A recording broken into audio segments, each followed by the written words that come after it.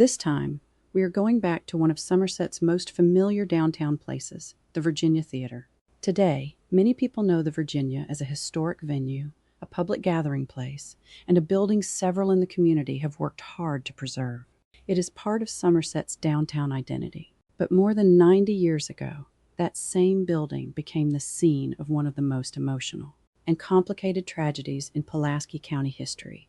This is not a story we tell lightly. It involves divorce, scandal, mental strain, family pain, courtroom testimony, and two women whose lives became tied to the same man in ways that ended in violence. This is the story of Eva Cooper Wilson, John Truesdale Wilson, and Marie Dutton Burns Wilson. To understand what happened inside the Virginia Theater in 1935, we have to go back several years before the shooting. John Truesdale Wilson was a well-known man in Pulaski County. He came from the Nancy area and became a respected businessman, banker, and community figure. Over the course of his life, he was connected to local industry, business development, and several civic efforts. Eva Cooper Wilson also came from a well-connected local family. From the records and accounts available, she appears to have been intelligent, strong-willed, and deeply affected by the breakdown of her marriage. So, let's start from the beginning. Eva and Truesdale married in 1917. They built a life together in Pulaski County and had 3 children, 2 sons and a daughter. From the outside, they looked like a successful local family. But, according to Eva, everything began to change around 1930 when Truesdale became connected to a woman named Marie Dutton Burns. Marie had worked as a telephone operator. At that time, phone calls did not connect automatically the way they do now. Operators helped place calls, and according to Eva's version of events, that was how Truesdale and Marie first became familiar with each other while Eva was in the hospital. It was said that Marie would connect Truesdale's call to the hospital when he would check on Eva. From that point forward, this story depends heavily on whose account you are hearing. Eva believed Marie had helped destroy her home. Reports say that Truesdale and Marie continued their relationship, and the Wilson marriage eventually collapsed. Eva filed for divorce in 1930 and later added adultery to the case. The divorce was granted in February 1931. Eva received custody of their daughter and alimony. Truesdale received custody of their 2 sons. But the divorce did not end the conflict. In fact, it seems to have deepened it. On May 13, 1931, just 2 days after Marie's divorce from her first husband became final, Eva confronted Marie on Oak Street in downtown Somerset. Shots were fired. Marie was struck twice in the back. Deputy Otto Humble happened to be nearby. He saw the struggle and disarmed Eva. Marie survived, but she spent time in the hospital recovering from serious wounds. Eva was charged with malicious shooting and wounding with intent to kill, but that case never went to trial. After Marie returned to Texas, she wrote to Pulaski County authorities and asked that the charges be dismissed. She said she wanted to avoid the notoriety of a trial, though she also made clear that she feared Eva might try to harm her again. The charge against Eva was dismissed. For many families, that might have been the end of the public scandal. But it was not the end of this story. Marie returned to the area. She and Truesdale married in 1932 and moved to Wayne County, where they lived with Truesdale's sons and, likely, Marie's daughter. The distance may have helped, but it did not erase the bitterness. Over the next several years, the tension between Eva, Truesdale, and Marie continued. Eva later claimed that Marie harassed her, mistreated her children, and kept the old wounds open. Whether every claim was accurate, exaggerated, or shaped by anger and grief, one thing seems clear. The situation remained volatile. Then came Sunday, February 24th, 1935. According to Eva, she woke up ill that morning and had not planned to go anywhere.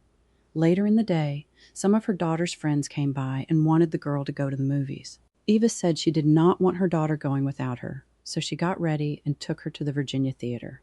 At about the same time, Truesdale and Marie were in Monticello. They had eaten lunch with Carl Huff and Lucy Tuggle.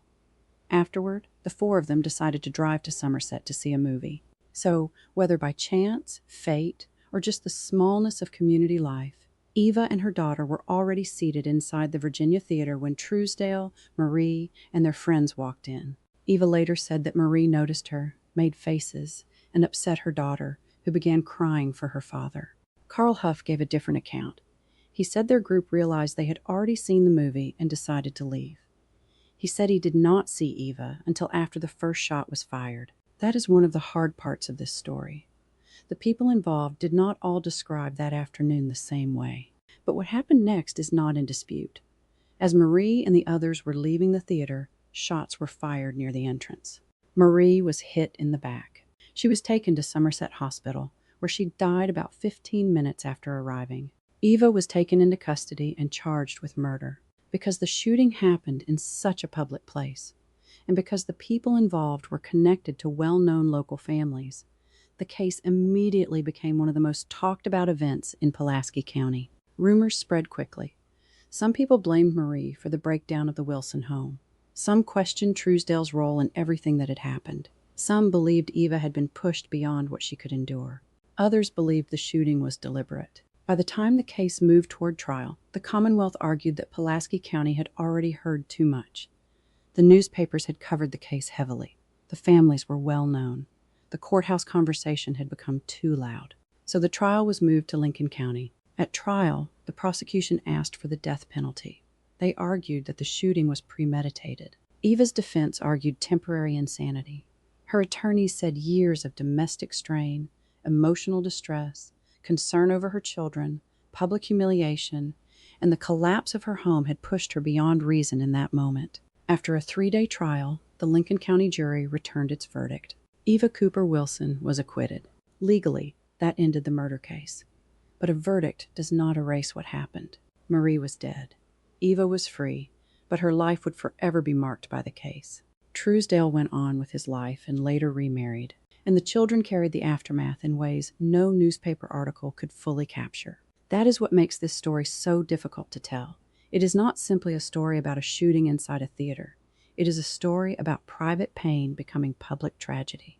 It is about how divorce, jealousy, illness, reputation, family pressure, and community gossip can gather force over years until one ordinary afternoon becomes something permanent in a town's memory. Today, when people pass the Virginia, they may think of concerts, events, restoration, downtown Somerset, or the continuing hope that one of the city's oldest landmarks will have a future. But in 1935, the Virginia was the setting for something far more personal. A woman walked into that building with her daughter.